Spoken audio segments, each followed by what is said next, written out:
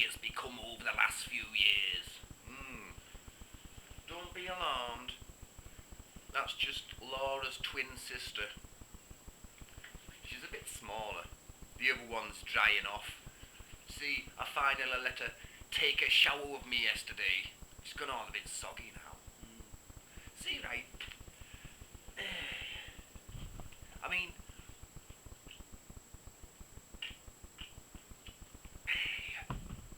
San Miguel. Bloody Spanish. They haven't got a clue about bloody lager, them lot.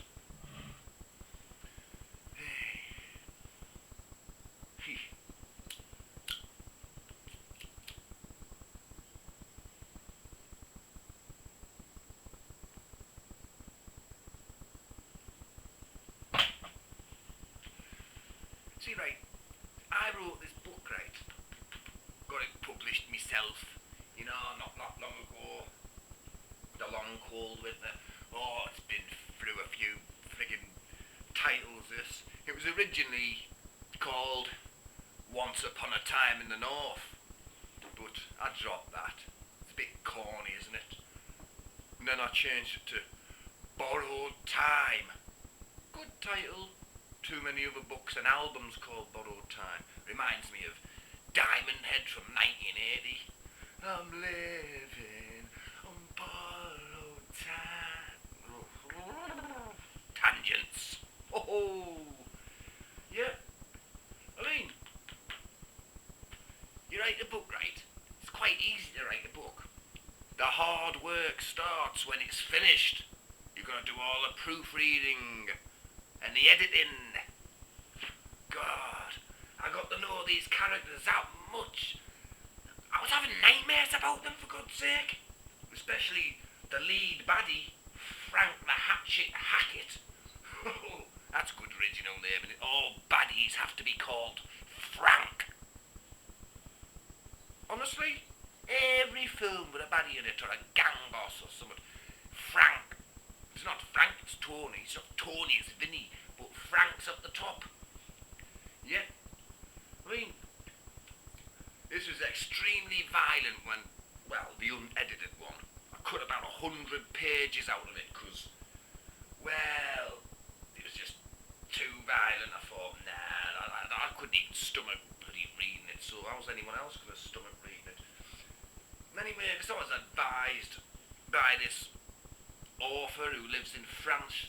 He rang me up, Dexter Petley, and give me some advice because he'd read the manuscript, the uncut one.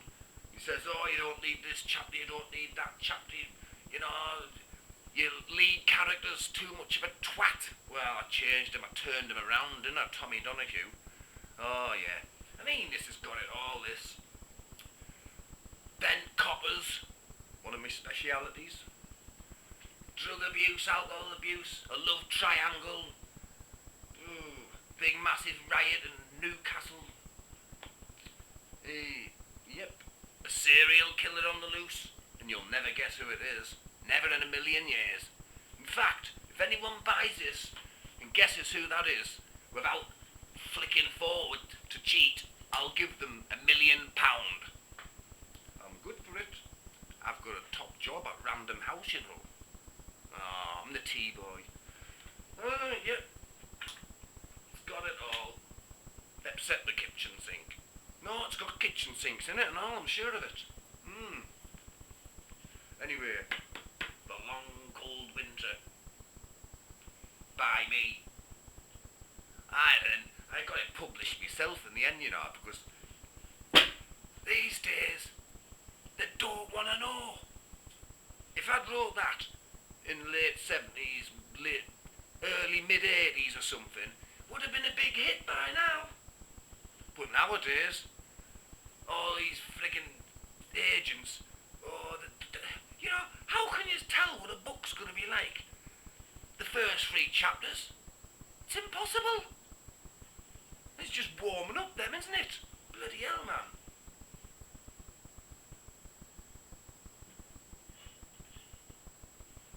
I mean, if I'd wrote that bloody 20 odd years ago, I'll be a renowned writer by now. But it wasn't to be. And I'll tell you one of the reasons why it got turned down by quite a few agents. I mean, they weren't nasty, you still got all the letters. You mean, they get the 500 admissions a day, don't they? I mean, look at Catherine Cookson. She had 70 odd friggin' rejections before somebody took a chance on her. J.K. Rowling, about 8 rejections. Oh, I bet all them agents are kicking themselves now. Serves them right, doesn't it? See, should give people more of a chance. I mean, that would make a great mini-series, that. Maybe even a film. Mind you, the film would have to be about 3 hours long. And the rest. Yeah, I mean, tell you why a lot of agents turned this down. I've changed the synopsis slightly. I've took out the name Newcastle upon Tyne.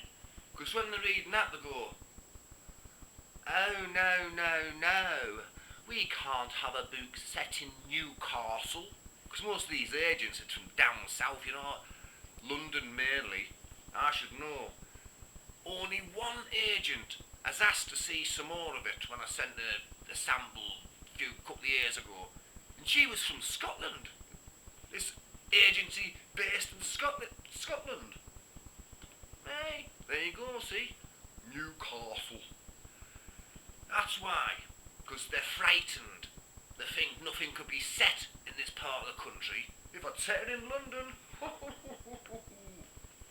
They very might well have wanted it then. Here's one of my favourite books and all. The Curry Secret. The Curry Secret? What the friggin' hell was that? What's going on? Here's a book, right? Get out of it. Here's a book. The Savages, Peter Hill. Very bland. 1980, you see, they would publish anything back then. You'd write a friggin' 200 pages about the smell of dog shit and what puke looks like after a week when it's been on your carpet. It'd get published back then, in the days of typewriters. I mean, look at this, right? 184 pages. Come on, mine's 375. It was 475, right? I mean, look, here's a mistake, right? Warm in water and cool in summer. I've crossed that out and put winter. That's what it's supposed to be. Hey, get out of it. Here's a good book. A lad at work wrote this. Neville Henderson, Silent Screams. It's like lots of short stories, horror stories and that. Some of them have got good twists in them. And he's like me at the publish himself, because agents don't want to know you these days. That's the problem. And what's this? Where's my props manager? I'm going to bloody sack him. I'm telling you. He's got everything wrong. Leonard Moulton's 2003 movie and video guide. Well, he's alright. If he's American, he knows his films. But this one here, Halliwell, he doesn't like any film in it. None. The only film, there's 2 films in here he gives 4 stars.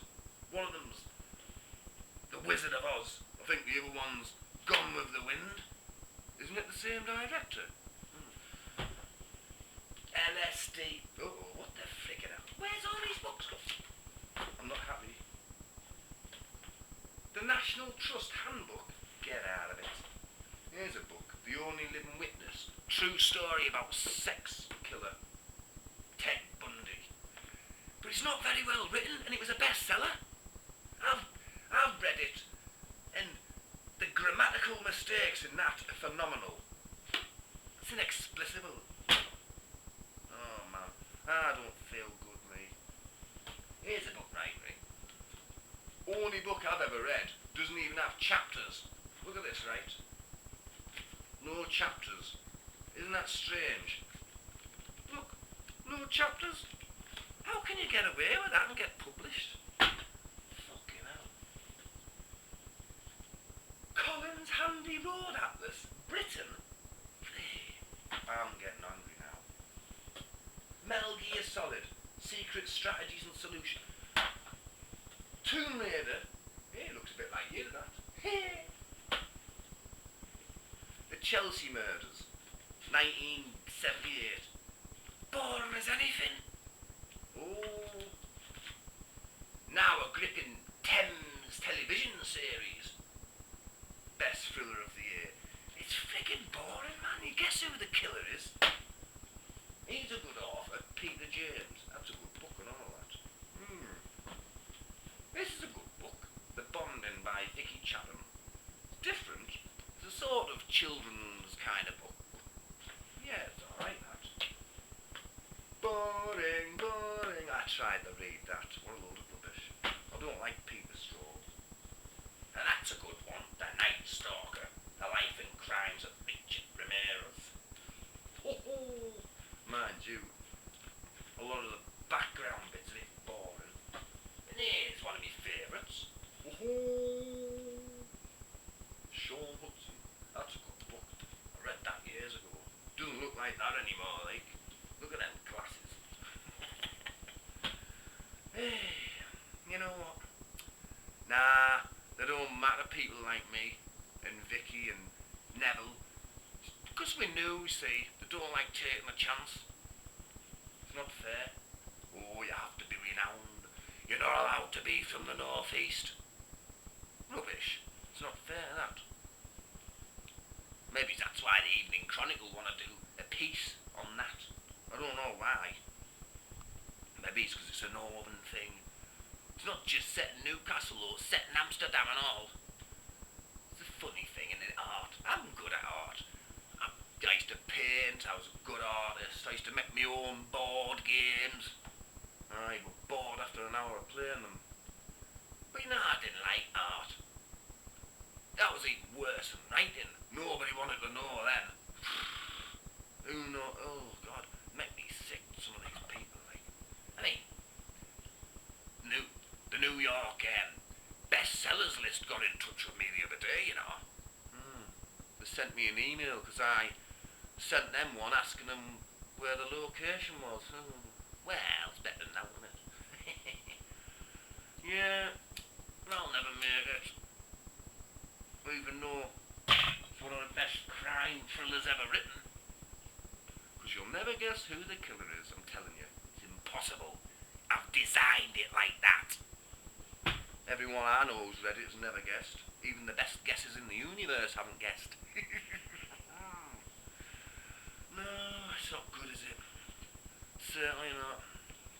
I mean, one of these days, right, I'm gonna... Oh, wait a second now. What the... Hello? Oh, hello, Ridley, sir. Oh, you would you? Yes, that'd be marvellous. Wait till I tell all my friends and family. Oh, I'm so excited. Anyway, thank you, yes. Straight away. Thank you and goodbye, sir. That was Ridley Scott. He wants to use my novel for his next film. Oh, goodbye, hammerheads.